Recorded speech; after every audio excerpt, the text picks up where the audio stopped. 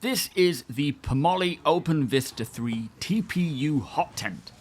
This is a new tunnel tent from Pomoly, and it has a lot of things going for it. Now, I camped out in this tent for the first time the other day, and we had sun, strong 40-mile-an-hour gusts, outbursts of hail, and even a rainbow, all in the space of 24 hours.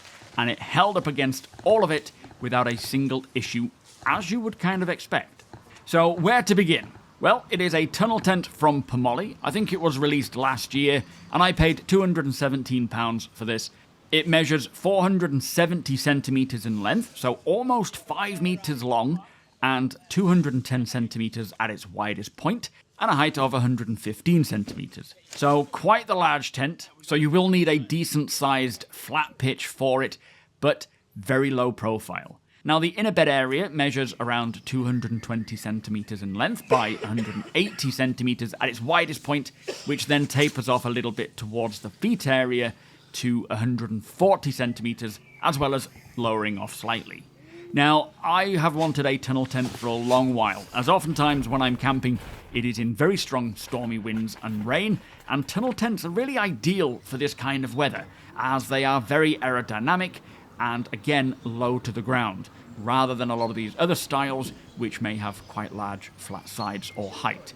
Now, this is the 3-person version, which, as I say, is pretty large. They do offer a 2-person version, which is just under £200, which is about 450 centimetres in length by 150 centimetres wide, and 10 centimetres lower than the 3-person tent at 105 centimetres.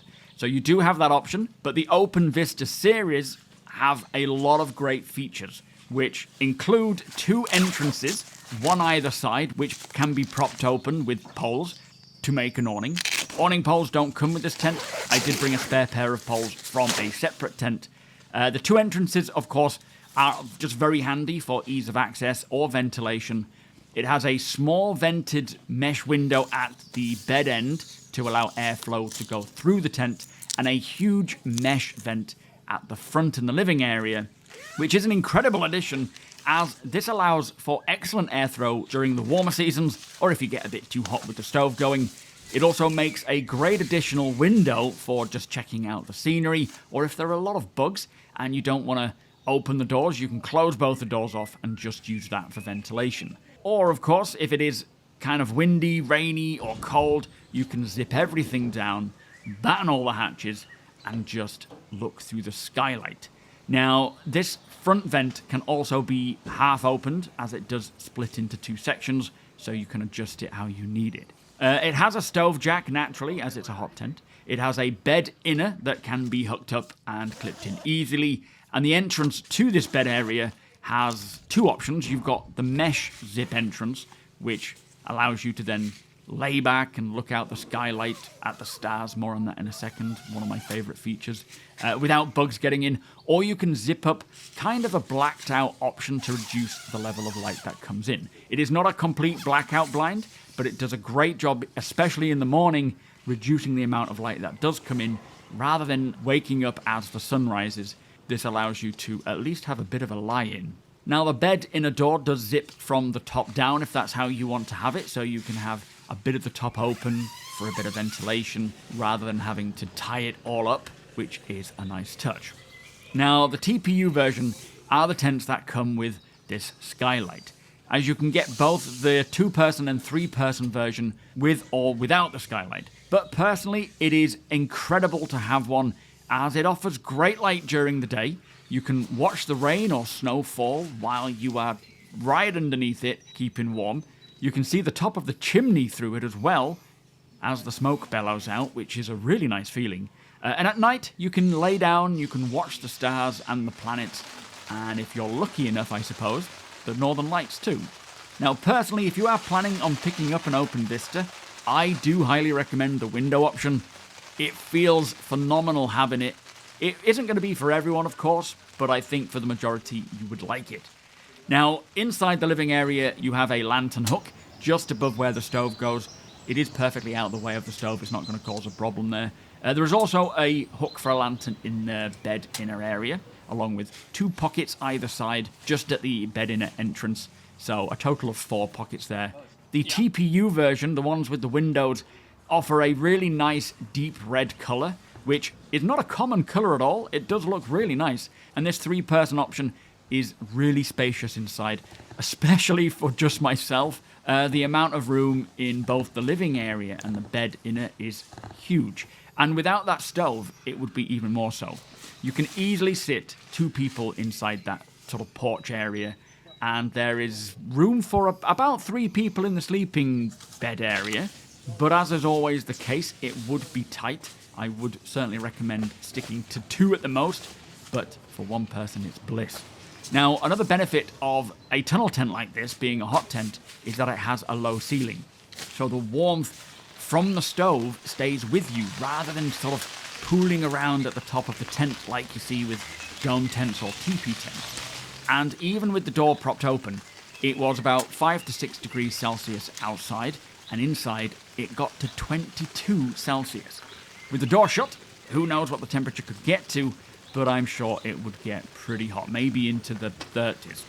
Now, as mentioned, there is more than enough room to sit comfortably on a ground chair like this one. For the 2-person tent, I'm not sure if you would have a sufficient room with 105 centimeters height, but sitting between the bed area and the stove is possible with a chair.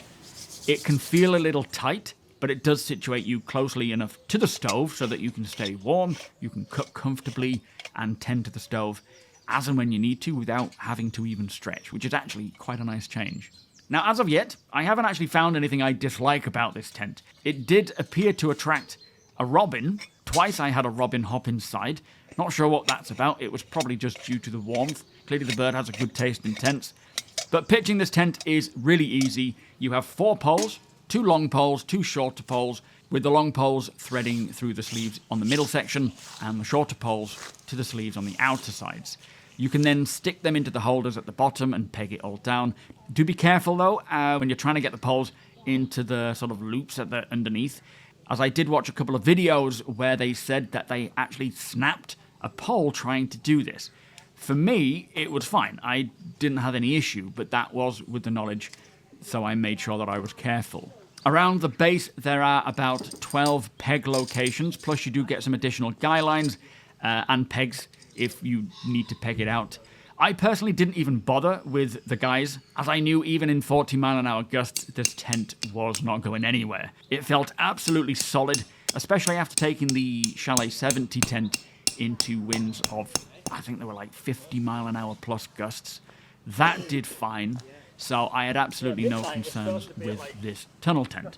Now, all in all, this is by far an instant favourite of mine, with all of its features, many of which you don't really see on other tunnel tents, especially that window. It was an easy purchase, although it did take about 3 months to get to me due to stock levels, so do keep an eye out if you are planning to buy one on the stock levels, but it is, in my opinion, absolutely worth the money. I am so pleased with how this tent has turned out. It appears to have been finished to a very high standard. I saw no loose threads. They have reinforced many areas that need it as well, which is always great to see. It has adjustable toggles for all the tie-ups. It has adjustable guys as well, so that you can keep it quite loose and then tighten it up once you've pegged everything in. And for the stove jack, you've got a couple of adjustable ties there as well, so it doesn't come loose and release like you do see with basic toggles. Now, I am planning on doing a proper wild camp this spring and summer using this tent, and during that time, I want to test it a lot more with and without the stove. I bet having both doors open and that front ventilation open as well, it will be such a nice draft in the summertime. This really is a great all year round tent for all seasons. You've got great ventilation for the hotter months, and then you can just batten it all down and get that stove roaring for the winter, getting the whole tent temperature, as I say, likely up to the 30s, if that's what you want, which isn't really what I want. But as I say, with the door open in 6 degrees, it was about 22 Celsius inside.